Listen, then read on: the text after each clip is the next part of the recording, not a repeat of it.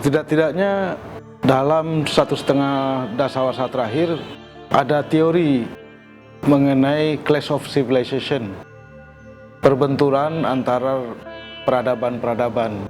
Dan belakangan ini berdasarkan teori itu, maka muncullah ada pandangan bahwa terjadi perbenturan peradaban antara Islam dan Barat. Teori ini memang pertama kali dikemukakan oleh seorang profesor guru besar di Harvard University yang belum lama ini meninggal, yaitu Samuel Huntington. Dalam bukunya yang diterbitkan dengan judul yang sama pada tahun 1996 itu, judulnya ya Clash of Civilization, yaitu perbenturan di antara peradaban-peradaban. Nah, di dalam hal ini yang dia maksudkan dengan perbenturan peradaban itu adalah terutama antara peradaban Islam dan Barat. Dan peradaban Islam itu pun juga sesungguhnya kalau kita lihat teori Samuel Huntington ini sesungguhnya memiliki banyak kelemahan ya. Karena sesungguhnya mendikotomikan antara Barat dengan Islam itu juga secara teoritis maupun juga substantif itu juga agak sulit sesungguhnya. Karena apa?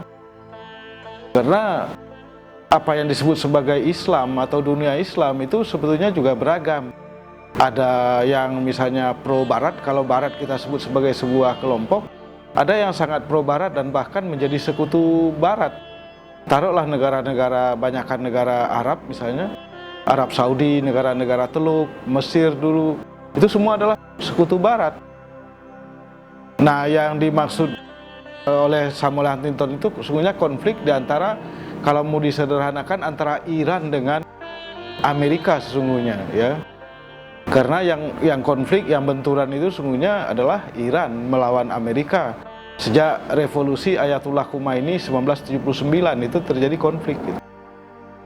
Nah, Barat itu sendiri secara substantif juga sesungguhnya tidak sepenuhnya menjadi satu kutub atau blok yang monolitik.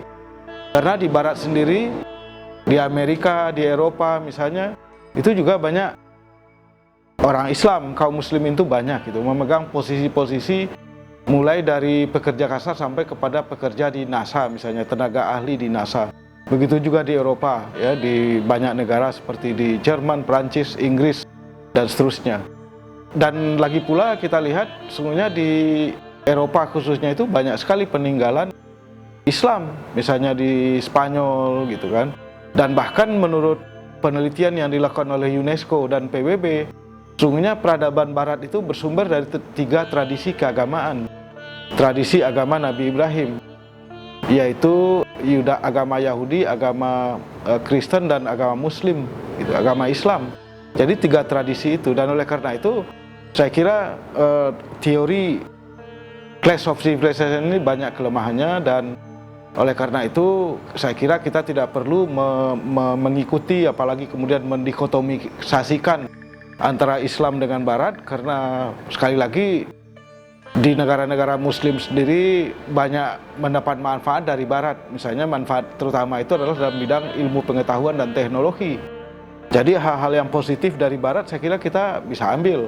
Kemajuan ilmu pengetahuan, kemajuan teknologinya, kemajuan di dalam bidang katakanlah hal-hal yang ada dalam kehidupan sehari-hari, penataan kotanya, penegakan hukumnya, itu saya kira bisa kita jadikan sebagai, ya kalaupun tidak kita tiru, ya kita ambillah mana yang baik dari misalnya sistem pengelolaan kehidupan sehari-hari itu, misalnya juga dalam soal kebersihan misalnya, tata lingkungan misalnya, itu kan bisa kita belajar dari situ.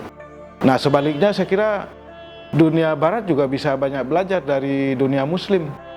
Hal-hal yang saya kira positif dari dunia Muslim itu bisa dipelajari. Tentu saja ini tidak mudah ya, karena Barat sendiri juga memiliki bias, memiliki prasangka-prasangka, dan kadang-kadang bahkan di kalangan masyarakat juga ada sikap yang bermusuhan terhadap Islam. Nah, saya kira ini tugas dari kita semua, dari masyarakat Muslim ini, untuk bisa memberikan perspektif yang benar mengenai Islam.